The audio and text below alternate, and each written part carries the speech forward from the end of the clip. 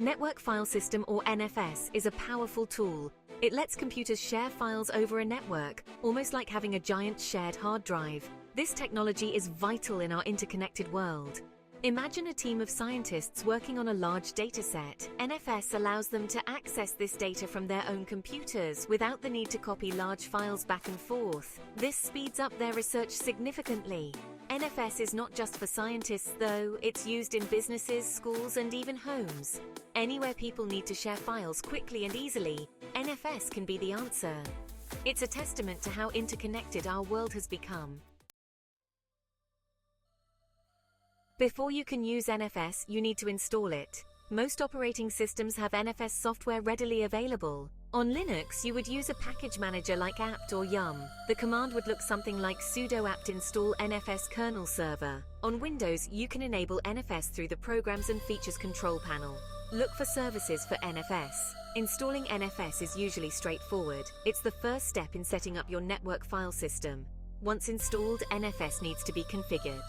This process involves telling NFS what files to share and who can access them. It's like setting the rules for your shared hard drive. The server is the computer that stores the shared files. You need to tell the server which folders to share. This is done by editing a file called exports. It's a simple text file that lists the shared folders. Each line in the exports file represents a shared folder. You specify the folder path and the allowed clients. You can restrict access by IP address or host name. This ensures only authorized users can access the shared folders. Once you have edited the exports file, you need to restart the NFS server. This applies the changes you made. The server is now ready to share files with the clients. The client is the computer that accesses the shared files. You don't need to edit any configuration files on the client. You just need to know the server's IP address and the shared folder's name. You can use the showmount command to see what folders the server is sharing. This command takes the server's IP address as an argument. It will list all the shared folders and their access permissions. Once you know the shared folder name, you can mount it. Mounting is like connecting the shared folder to your computer. You can then access the files as if they were on your own hard drive. Mounting a shared folder makes it accessible on the client computer. The mount command is used for this purpose. It takes the server's IP address, the shared folder name, and the mount point as arguments. The mount point is a directory on the client computer. The shared folder will be accessible through this directory. For example, if the mount point is /mnt/nfs, you can access the shared files under this directory. Unmounting a shared folder disconnects it from the client computer. The mount command is used for this. It takes the mount point as an argument. This releases the connection and makes the shared folder inaccessible. NFS is a powerful tool, but it's important to use it securely. By default, NFS doesn't have strong security measures. This means anyone on your network could potentially access your shared folders. Fortunately, there are ways to improve NFS security. One method is to use a firewall to restrict access to the NFS server. Only allow connections from trusted clients. This adds an extra layer of protection. Another method is to use Kerberos authentication. This is a more secure method that verifies the identity of both the server and the client.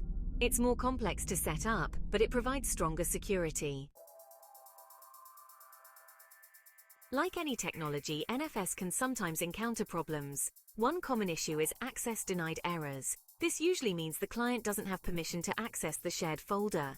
Check the exports file on the server. Make sure the client's IP address or hostname is allowed to access the shared folder. You may need to adjust the permissions or add the client to the list.